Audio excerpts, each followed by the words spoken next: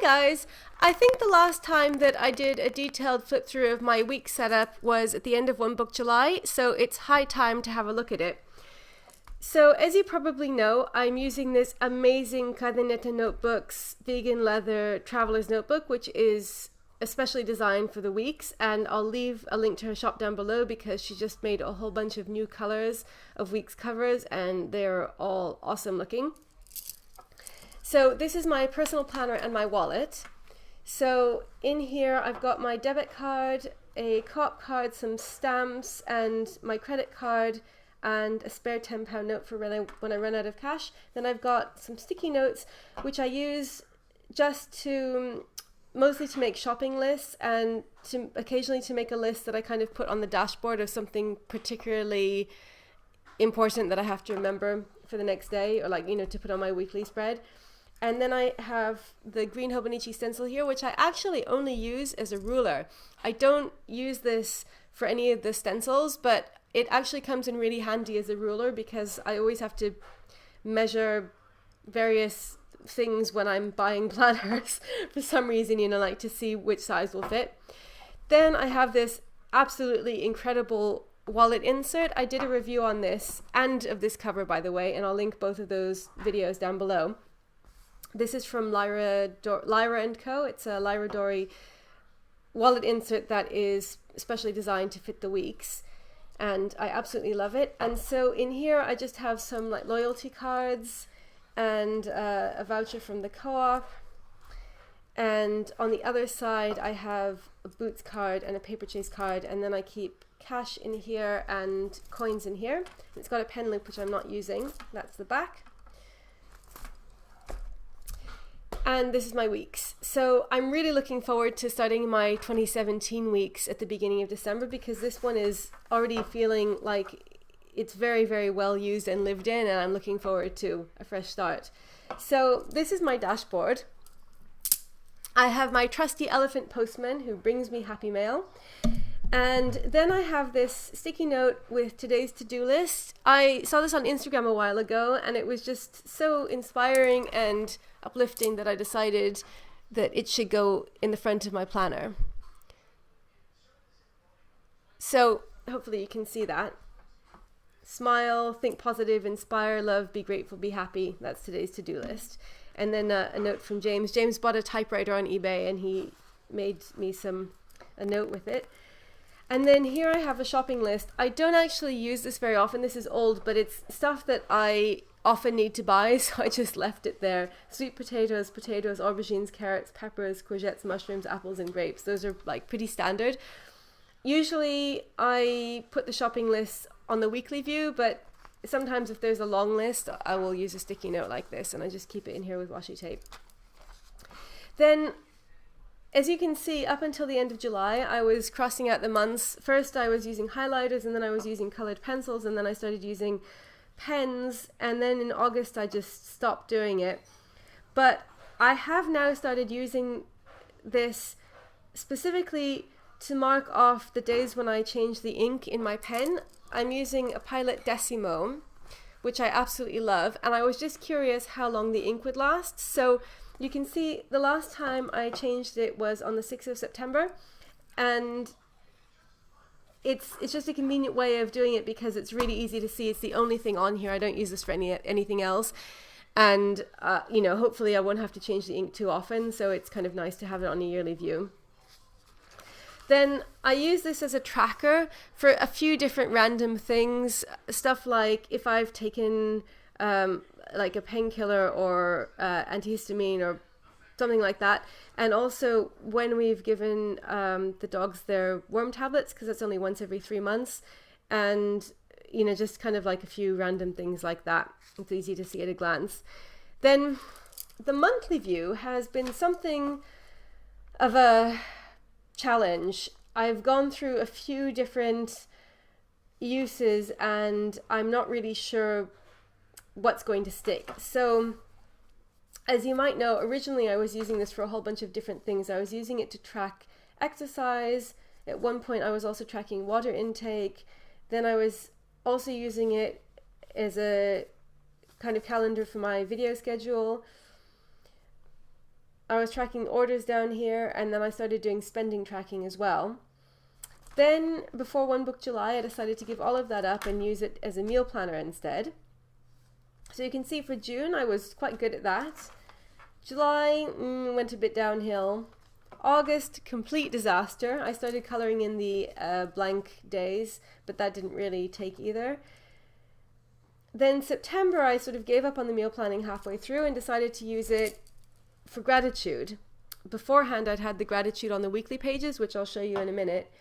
And I felt like it was a bit restricted because there was only this like tiny little box, and it was sort of hard to write down, even though I only use it like kind of as a sort of bullet list, really, not like I'm writing out whole sentences, but it was hard even to get like 2 or 3 words in the space. And so then I started putting the gratitude in here, and eventually I just switched over to using a completely different planner for gratitude, which is what I'm doing now. And I'm not sure if that's better or not, because I really like having more space, and I love the planner. It's my Disc Agenda Manta, which I showed in my October lineup. But sometimes I forget to do it, and or I'm too busy, or I think I'm too busy. So I'm not really sure what the ideal solution for that is. I was using this side space here to write down things that I'd like to happen, so for a vision book. And then down here I kept using this as an order tracker. As you can see, I had a ton of orders in September. That's actually the one thing that's been consistent with this monthly planner, the monthly view throughout. Like since the very beginning, I've used this bottom space for an online order tracker. And it works really well for that because I can see them at a glance. I just mark when I ordered it, when it was shipped, and then when it arrives.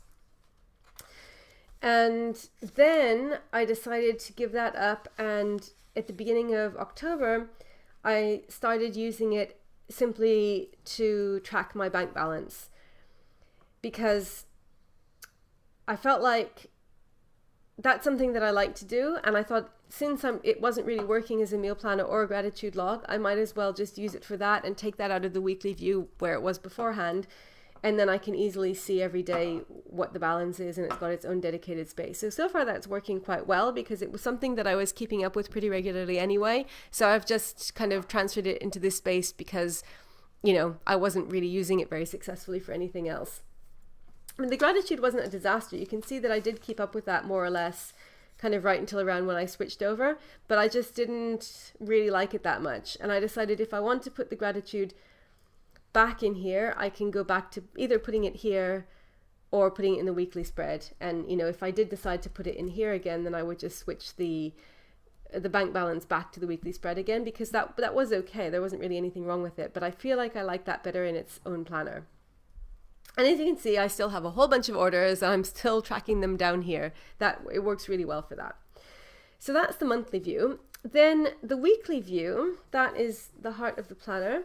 And where we last left off, which I think was end of July, beginning of August, I was using the left side of the page for 3 different things. I had appointments and events on the left, then I had gratitude in the middle, and I had a spending tracker on the right. And how I did that was, if you've got the weeks, you know that there are 2 dots that divide the page into 3. If you want to use them, you can. If you don't want to, you can ignore them. But there's one little dot here and one little dot here. And so every line has that, and you can use it to divide it up into 3 places, into 3/3. And so I had done that, so I would just draw a line, and I found that it was okay. I could manage with the appointments and the events just on this side, and then the gratitude here and the spending tracker here. But as you can see, it's quite cramped. You have to write small, which I think is okay with the weeks, because even though the left-hand side of the page isn't lined, because the paper is so thin, you can see the grid pattern from the previous page, from the right-hand side. It shows through, and it kind of gives you a bit of a background to write it, like a sort of, you can see the lines and write on them. So that makes it easier to write smaller. So I was using it for that, and then I was using the right-hand side for daily to-do lists, and I would divide it up like this. I would just draw a horizontal line continuing on from here so that I could easily see where each day began and ended, and then I would make bullet points all the way down. So I did that for quite a few weeks, as you can see, I started experimenting with coloring in the dates here, and also coloring in empty unused spaces. So this is the gratitude log, and these were days that I didn't keep up with it. So I'd kind of thought that putting the gratitude log into the planner as opposed to having it on its own separate planner would make it easier to keep up with it, because I have this with me all the time. But you can see it didn't really completely work. So there it really kind of like fell off. But I kept up with it until sometime towards the end of September, I think, when I switched it over into the monthly view, as we saw. So I kept up with this system with the bullet points on the right, dividing it up into the day. As you can see here, I switched ink, very exciting. In the beginning of September, I switched from purple to green ink when I refilled it. And then I started going a bit more minimalist with my to-do list on this side. Instead of drawing the line all the way across, I just started putting the line on the side so that I could see the division between the days, but I wasn't drawing the line all the way across. And that's just because I'm terrible at drawing straight lines, and I would always mess it up and have the line all crooked and wobbly, and it really annoyed me. That's one of the reasons why I can't do bullet journals, because I'm not good at drawing lines. And people have said use a ruler, and I have tried using a ruler, but with a fountain pen, for me anyway, it tends to smear a lot, and that's even worse than if I just drew it by hand. So yeah, that's out.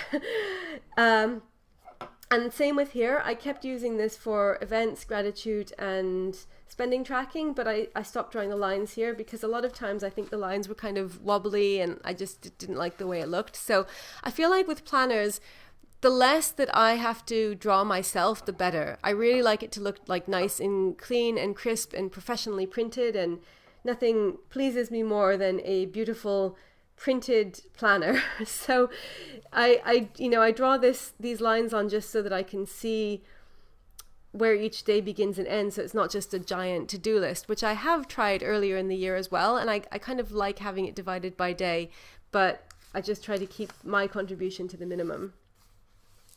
So I use this bottom space just for random things. Like, for example, we went to Wales and I was expecting a whole bunch of packages to come. So I just drew a list. I just made a list of all of the things I was expecting so that I would know when we got back what had come and, what wasn't there, so that I could monitor whether it had, it was still in the post or had been left at the depot, that kind of thing. Sometimes I put in phone numbers of people that I have to phone, or to-dos that aren't tied to a specific day but that I want to get done during the week, anything like that. And that's why I'm so upset that they've taken this space away for 2017 in the weeks, and they've replaced it with the quotes, which obviously I can't read Japanese, so it's lost on me. But in any case, even if I could read it, I would rather have the writing space. So then you can see by this point I had stopped putting the gratitude in here, and I'd switched it over to the monthly view. And then here, big shake up, first week of October, I decided to move the finances into the monthly view, as I mentioned. And that was actually really nice because it gave me a lot more room for events and appointments. So now I'm just using this whole horizontal space here for events and appointments. And it's really nice because you can see that beforehand I had to kind of like fit everything into this small space. So I didn't usually run out of room, but like sometimes I would, end up with, say, one event taking up the whole space if there was a lot of information like times and places and stuff like that. So it's just nice having the freedom to write all across this whole horizontal line. And as you can see, I have quite a lot of room, so it feels very liberating not having anything else in here. It's totally dedicated for events and appointments. I usually use a circle for events or appointments, things that I have to do basically, and a triangle for things that I just have to know are happening. So like, for example, days when James is working, I put a triangle in because I don't have to be anywhere or I don't have to do anything. I just have to know that it's happening. And I put it on this side of the page rather than on this side of the page because it's not a task. It's still a sort of time-based event, but it's not something that I am personally involved in. So on the right-hand side, as you can see, I'm still using it in the same way, but I've gone even more minimalist. And instead of writing out all of the check boxes ahead of time, which I used to do, as you can see here, see a lot of these are unused, but I just filled it in at the beginning of the week. Instead, I just fill in the first box on the left and the right of every day so that I have some kind of anchor and I know where to write. But then I leave the rest of them blank because sometimes a to-do extends over one line, or I'd like it to extend over one line. And when I was pre-filling them, I would put a checkbox in every square. So I didn't have more space than this. And so I'd have to write really small, or sometimes I'd run out of room and I wouldn't be able to write the whole thing. And so it's much nicer leaving it open and just putting in the first box of every daily section, if you see what I mean. So I've got like one box here, one box here. Let's see, for next week, I haven't even started putting these in. I've just put the like top two, and then the rest of them I haven't put in. So it's nicer leaving it open a bit so that if I want a to-do to take up more than one line, there's no box there to confuse me. And that works really well. I generally only use this for unique events, as in things that, you know, I only have to do once, or, well, maybe not only once in my entire life, but only once in the space of, you know, the week or the month. So like, for example, I wanted to order black pepper from this shop where you can like buy things, you know, like buy spices in bulk. That's not something I'll have to do very often. I don't put in routine tasks. The routine tasks go in my daily planner, because if I were to put in all of my routine tasks, like, you know, make bed, take boys out for a walk, that kind of stuff, there wouldn't be enough room in this. So I just use this for things that I wouldn't normally do every day. And then I kind of like take them, I have a look at this at the beginning of the day, and then I sort of like put everything into here chronologically in roughly the order that I'm expecting to do it in. If during the course of the day there's another like kind of unique thing that I have to do, I will sometimes put it in here. Sometimes I'll just put it straight in the daily planner, but often I'll put it in here because I sort of like to make sure that all of that kind of stuff is in here, just in case I don't end up doing it during the day, because I don't like this to be something that I have to go back and refer to. Whereas this one, if I don't do something on the day that it's been assigned, then I'll go back and check and see what hasn't been crossed off, and then I'll write it again in another day. My system kind of changed. If you can hear snoring, by the way, that's Tails. He likes to come in here and sleep while I'm making videos. So for quite a long time, I was blocking off things that had happened, either events or to-dos, by coloring in the checkbox. And that kind of worked fine. Then if I hadn't done it, but I had like bumped it forward, I would just put a slash through the box. And so, you know, at the end of the week, because you can see the whole week, it's not very nice having a weekly view, you can just sort of scan the whole thing quite quickly. I would go through and make sure that everything was either completely filled in or crossed through, and that meant that I'd already migrated it forward to another day. And it's like taken care of, and then at the end of the week I can just go forward and not have to worry about going back, because I think most of us don't like to go back to a previous week, and you know, you worry that if you leave something undone, you'll never remember that you wanted to do it. So I was doing that, and that worked fine. But in my other planners, I just strike through, I just cross out what I've done. So I thought, like, why am I not doing that here? Because it's very satisfying, and then it really makes you feel like you've done it. For me anyway, I just find it very satisfying to strike it through. So I started doing that here. And I think it's also somehow it's quicker than coloring in the box, and also I think it uses less ink. Not that that's a huge consideration, because it doesn't use a ton of ink to cross it through to color in the box, but I just somehow felt like it was quicker. It's just very easy to strike through. So I started doing that, and I really like that, and I'm doing that for events and for to-dos as well. So what I do now is the same. If I've migrated it forward, I put a little cross through it, and if I've done it, then I just cross it out completely. So, you know, I'll go back and see what just has a blank checkbox next to it. I have to move that forward to another day. And that's how I make sure that things don't get lost. So the fail-safe is at the end of the week before I flip over to the next week, I just do a final check. I try to kind of on a daily basis, move things forward. But you can see like sometimes, like this by Shabbos Kettle. Shabbos Kettle's it's on Shabbat, on the Jewish Sabbath, you are not supposed to cook, and that includes boiling water. So a Shabbos kettle it's like an urn. It's an electric urn that you plug in. You fill it with water and you plug it in, and then you leave it, and it just keeps the water hot over the whole of Shabbat. Anyway, so I have to buy one, and I haven't managed to do it because I'm just always working. Anyway, so that has been bumped a few times already, and this last one was Friday. And then I just kind of despaired because I didn't know when I was going to get to do it. But I put it down here. This is next week, and I just put it down here in this space because I don't know which day I'm going to get to do it on, but it will remind me that I have to do it sometime during the week. So that means that I can actually put a line through it like that because I don't have to worry about that anymore. And the same thing for the worming tablets. So we have to pick up the dog's worm tablets from the vet. So I can cross through that as well because I don't have to worry about that anymore. If it has an open checkbox, then that's like an alarm signal. It's like you have to do something about this. So you see the week setup video has been bumped like 3 times. I can finally cross all of them off. So that's what I do with the to-dos. And then that's it. That's where I'm up to in the weekly spread.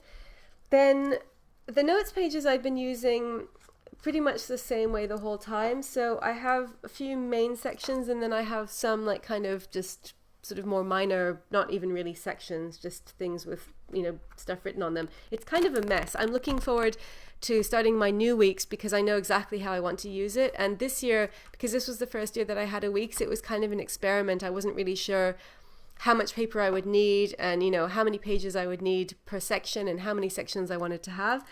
So the main sections that I really ended up wanting are a list of planner videos that I want to make, a list of TV and films that we want to watch, a wish list of stuff that I want to buy, but not necessarily immediately, like just things that I want to remember and kind of come back to and decide if I really want them. A list of like discount codes and vouchers, which I haven't got in the index here, but I do actually have a section for that. And then the rest of it could just be general notes. So this is kind of messy because I started off with all of these different sections and it's just kind of unsightly. And then I have things like goals for the flat, which I just sort of gave their own page. This is the TV shows. This is a wish list. And then this is just like random notes, but you can see that there are a lot of blank pages in between because I wasn't sure exactly how much space I would need, and I ended up allotting a lot more space than I think I would actually need for any of these sections. And then I have the discount code somewhere in the back. So that is the end. In the back here I have a picture of Panda. And then this notebook, this is one of the week's size Hobonichi notebooks. I use this for things like passwords and like bank details and other stuff that I want to transfer from year to year and not have to copy over again. And it's really convenient because I've just put the whole weeks on this main elastic from this Fodori. It has one elastic, which works fine because I've got everything on here. So the weeks, I have it by the back cover. I tried putting the elastic on the weekly spread so that I wouldn't have to use this bookmark and it would just open to the right week.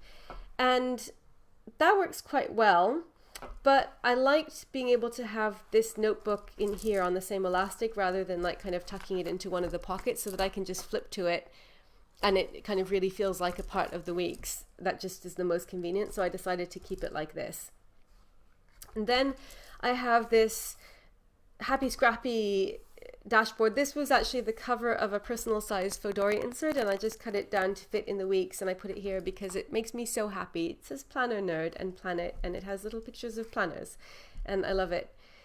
And then I have some sticky notes here. So these pineapple sticky notes are designated for if I'm out. So sometimes, like if I go out to walk Tails and Mochi, for example, I don't bring my work planner with me because, you know, it would be ridiculous carrying 2 planners around, like just to walk around the neighborhood. So I just bring this one with me. And if I think of a work-related idea, like something that I want to add to my book, or, you know, something that I have to remember to do that's work-related, I note it down on here, as opposed to the other sticky notes, which are for shopping lists. And then this is a blank Weeks notebook, Hobonichi notebook. And I'm keeping this in here because I don't take my daily planner out of the house. Just because, again, like it would be silly going out with 3 different planners. 2 is my limit. And when I go traveling as well, like if I go for a conference or something, I don't want to take my work planner and my personal planner and the daily planner with me, even though I miss it, but it feels like you have to draw the line somewhere.